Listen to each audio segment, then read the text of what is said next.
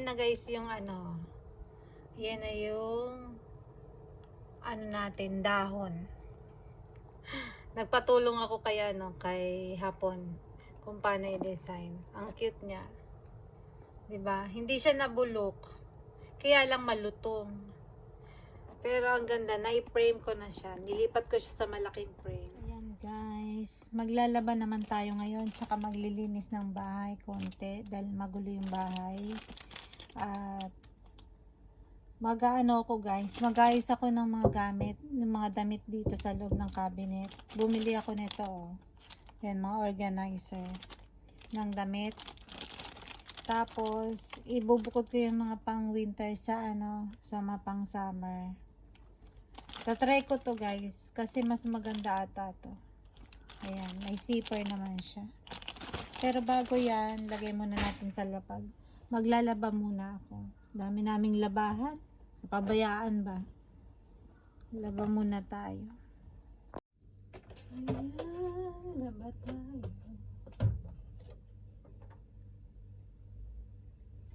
Maglaba-laba.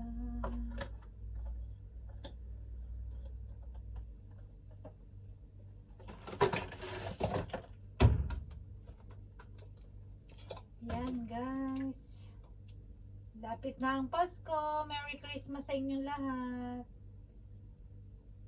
Malapit na ang Pasko pero parang wala lang.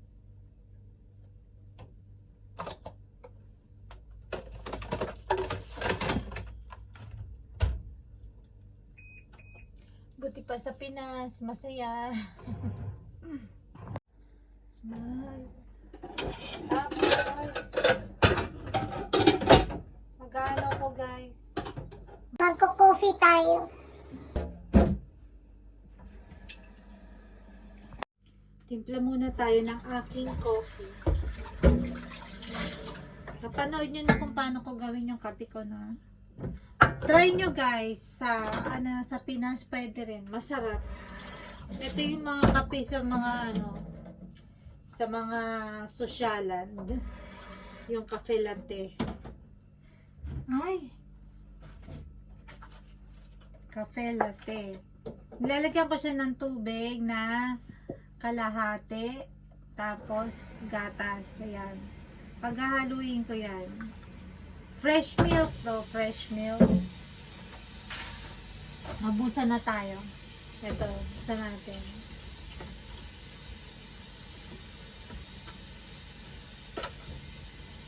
Yan. Lagyan natin fresh milk.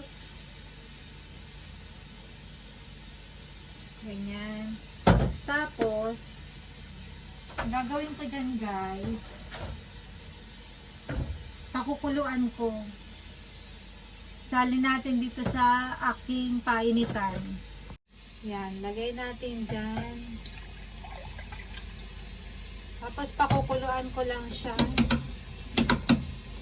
Then okay na. Tapos tsaka ko siya titimplahan ng kape. Yan, habang hinihintay natin ang ating kape guys, initin ko tong nabili kong tinapay. Ito yung pizza. Initin natin sa toaster. Nakabili na kami ng toaster guys. Ano, nung nakaraan. Ay.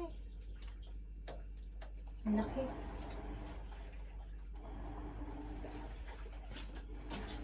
Initin natin siya. Taas na lang.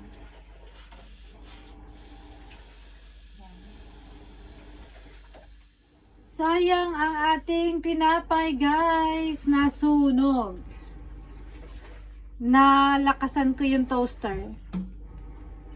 Tsaka na ano ko na-on ko yung dalawa, yung baba at tsaka taas. Dapat yung sa baba na lang.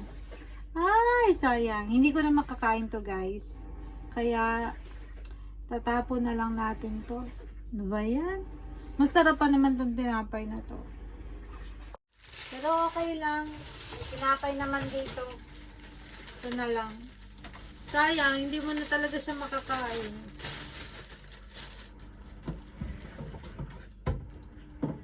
Ito na lang siya. Ay, ko. Buti na lang hindi siya ganun kamahal na tinapay. Naku po. Kung mahal siya. Hinayang talaga ako. Timplahan ko na tong cafe latte natin.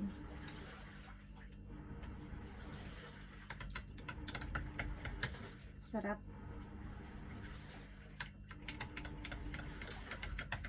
Ang pagkakaiba daw ng kape sa latte, ang gatas daw ng latte, iniinit. Ang cafe ole, kasi meron dyan sa Pinas ole, diba? Cafe ole. Ano siya, ang gatas niya malamig.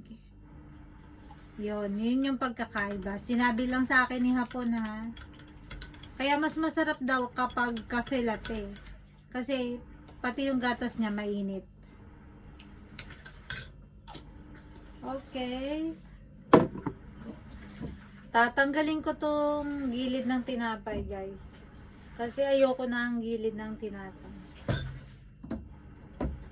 Sayang naman yung ating bread. Pizza flavor pa naman siya. Mahal-mahal pa naman ang tinapay dito. Ayan, guys. Ito na lang yung ating tinapay. Nilalagyan ko siya ng butter. Alam niyo ba guys, dati hindi ko alam na pwede pala siya dito ilagay ng sunomama. Dati hindi ko alam kung para saan tong curve na to dito sa butter. Yun pala, itong pang butter spoon, dito pala siya. Ayan. Sadya pala siyang ginawang ganyan para mailagay mo to dito. Kahit hindi mo na siya tanggalin. Tapos, di ba yung takip ganun din? Yan, tatakpan mo siya. Ayan. Yan pala yung purpose niya. So, totoo lang guys, ang dami kong pang hindi alam dito sa Japan. Kung para saan yun, para saan to. Ayan o. Kung mapapansin nyo sa mga butter na nabibili nyo, may ganito. Yan, pwede nyo pala itong ilagay ng, ano ba yung Tagalog ng sunomama? Yung kahit hindi nyo natanggalin to. Ayan. Yan pala yung ano na yan. Ng butas dyan. Ngayon, ang dami ko na naman dinaldal sa inyo. Kain na tayo guys. Ayan na siya guys. Naligpit ko na. Yung sa ilalim. Ito yung binili ko guys. Maganda to. Yung mga damit na ano pang-organize. Laki ng space niya.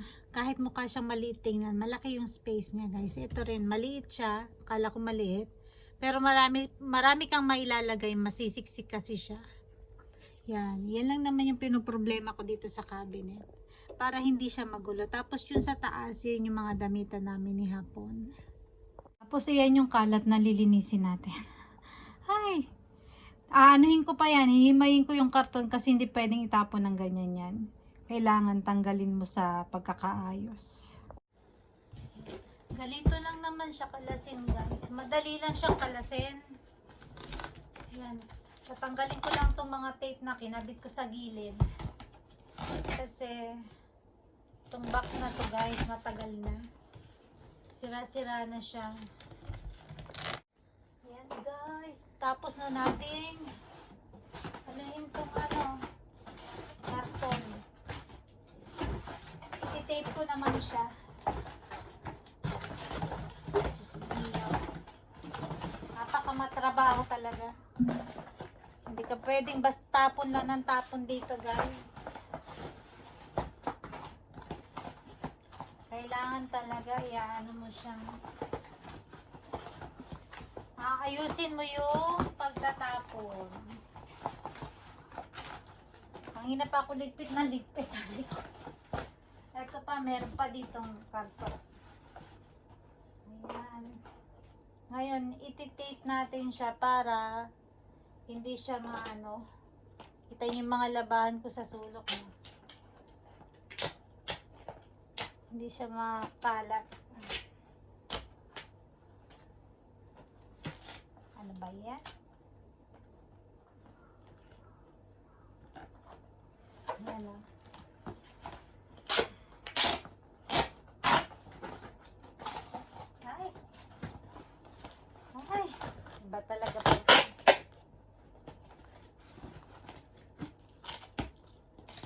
na. Tapos na yung tape.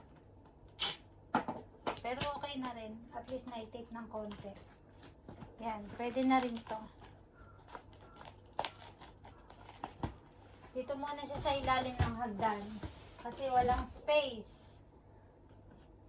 Tapos Sabado ang tapunan yan, guys. Ayan o, sa ilalim siya ng ay, sorry. Hagdan. Yan na guys, nakapagluto na ako ng ating pambaon at pananghalian namin.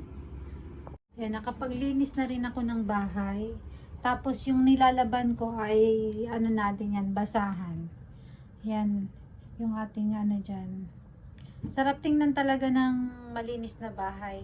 Dito na ako nagsampay sa taas guys. Ayan o, ng ating bedsheet. Kasi malamig sa labas. At saka yung ano ba, yung hangin, yung kafon, yung allergy ko, nagsuumpisa na. Ayan.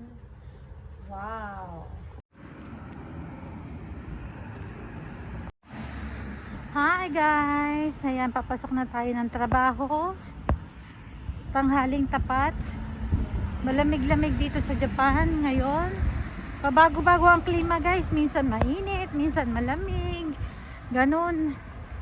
Tapos kanina pagbaba ko ng hagdan, pagbukas ko ng mailbox, meron na namang letter from Baya. Kilala niyo ba si Baya? Bayarin. Mga babayaran. Diyos ko mio. Alam niyo ba, nagtaas ang rate dito sa Japan ng 40 yen.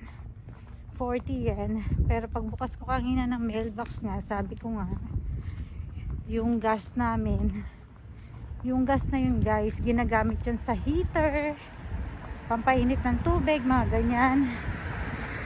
Magtataas din daw next year ng 40 yen. Bali yung tinaas ng sahod, dun lang mapupunta sa pagtaas ng bill ng gas. Kaya wala rin saysay. Mas mataas pa yung mga bilihin kaysa dun sa sahod. Hirap na rin dito guys sa Japan, mahirap na. Lalo na ngayon ang baba ng rate ng yen. Bagsak yung rate ng yen. Dati kung ang yen ay 40, ngayon nasa 36, 37 lang. Laki ng ibinaba. Ay, fight lang, fight. Yung ibon guys, oh. Sanay na sanay sa tao. Kasi yung mga ibon dito guys, hindi sinasaktan ng mga tao. Malaya silang nakakalipad. Tumukutuka-tuka dyan sa gilid. Ang daming ibon dito na maliliit. Yung mga maya, ganon. Habol tayo sa train guys. Ayan. Yan si ate. Kain tayo. Hapunan. Akala ko ako lang nakaamoy nun. Hanggang baba nga, malingasa. Sa baba pa lang, naamoy ko na eh. Nakapon na ulam ng sardinas, tapos hindi siya, hindi pinunasan. Kaya nga. Nakakaibang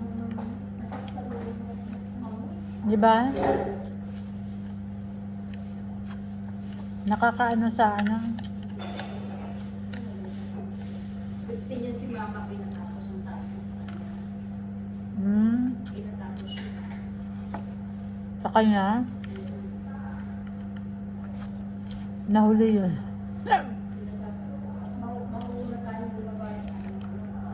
Oo. Kaya nga.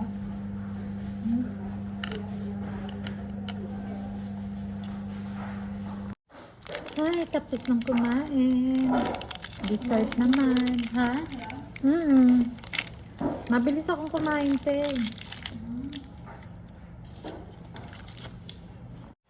Yan guys, so yan na.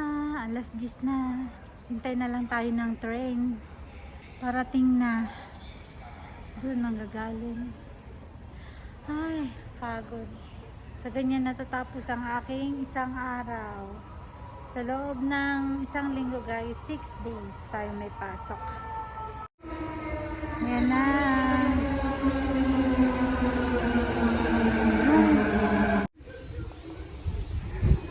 Ito tayo.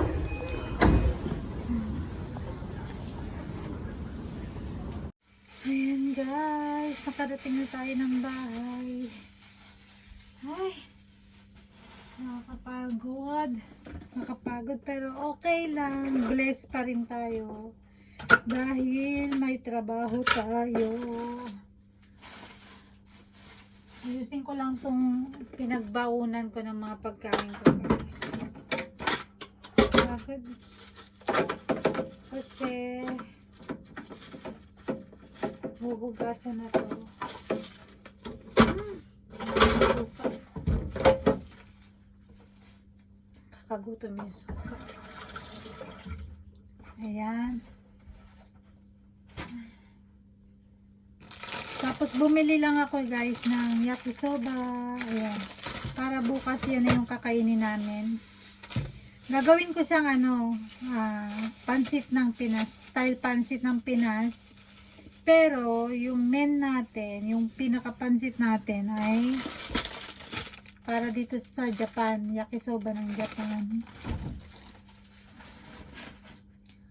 Yan. Para yan bukas. Magbibihis lang ako guys. Pero hindi ako makapagbihis agad-agad. Hanggat hindi ko na ayos tong mga hinugasan. Ayan. Busy ang buhay. Sa ganyan guys, paulit-ulit lang yung nangyayari sa araw-araw. Paulit-ulit lang tayo. Tsaga-tsaga lang talaga. Ito si Hapon, ang hilig mag-ipon ng takip ng kape. Tinapon niya yung pinakalalagyan. Tapos yung takip, iniwan niya dito. Diyos ko. Kung hindi ko tinatapon yung... Eto, ang hilig niyang ipunin yung mga bote na ngayon. Kung hindi ko tinatapon, ang dami nang naipon guys. Okay guys, dito ko na rin tatapusin ang ating vlog para sa araw na to. Sana nag-enjoy kayo. Thank you for watching. Bye!